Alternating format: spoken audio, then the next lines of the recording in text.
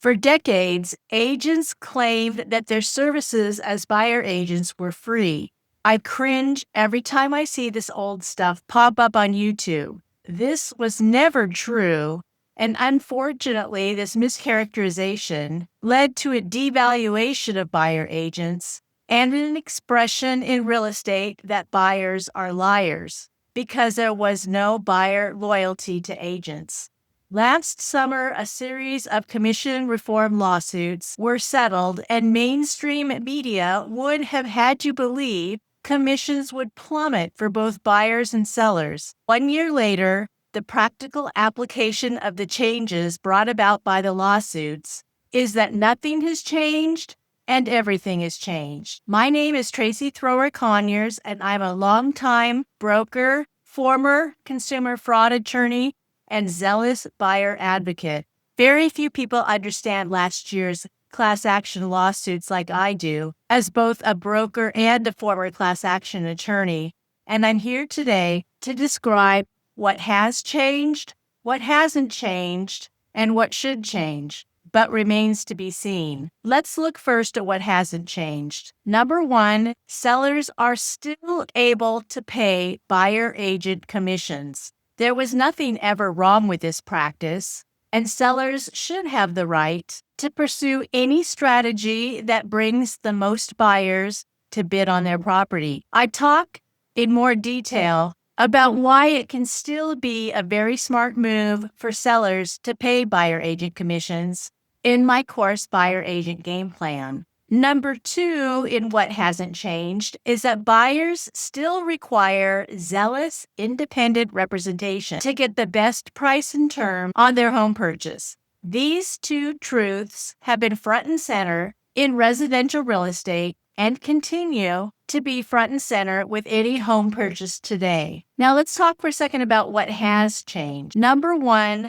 buyers have to sign a contract up front with their agents specifying a set commission amount. Sellers have always signed contracts with their agents, and it's been a little bit puzzling why it took the industry so long to implement a practice like this with buyers. The second thing that's changed after the lawsuit is that sellers are no longer able to advertise what they're willing to pay for the buyer's agent in the MLS. These two new truths result in an entirely new paradigm shift in residential real estate. And here's what should change, but I'm not seeing it yet. Buyers should absolutely be getting more intentional about the agent they hire before they start touring homes. But I'm not sure buyers are getting this memo because I'm not hearing a lot of chatter asking about how to hire a buyer agent. What I'm seeing instead, and this is strictly an anecdotal observation on my part, but has been confirmed in conversations I've had with other agents, is that buyers are confused about the new rules and falling prey to listing agents pushing dual agency, and dual agency is never good for buyers. Look, this is a whole new way to approach residential real estate. So I understand why buyers are a little bit like deer in the headlights when it comes to how to proceed.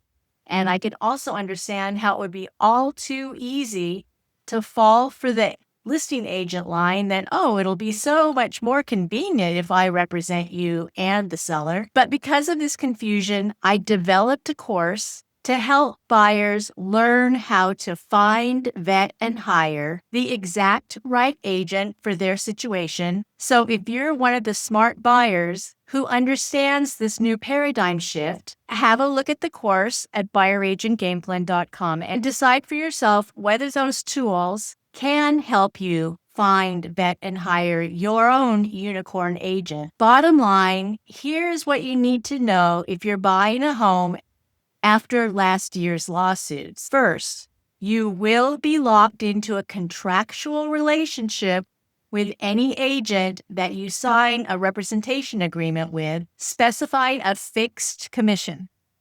Spoiler alert, and I've already mentioned this, you should be picking your very own agent, not the listing agent. Contracts sound scary, but really aren't if you have the tools at your disposal to find, vet, and hire the right agent.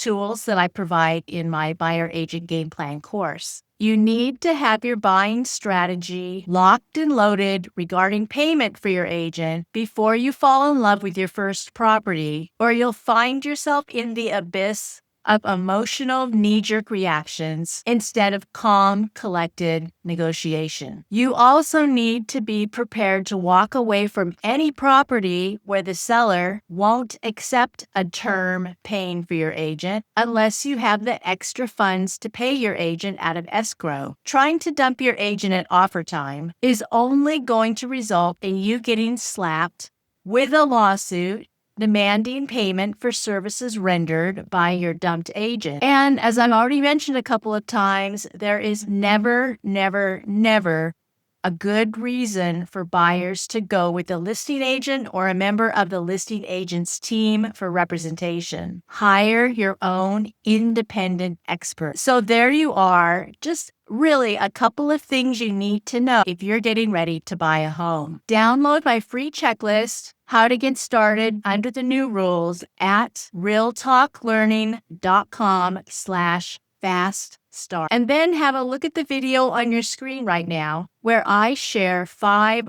odd but on point and fire questions to ask your buyer agent candidate in the process of hiring your agent.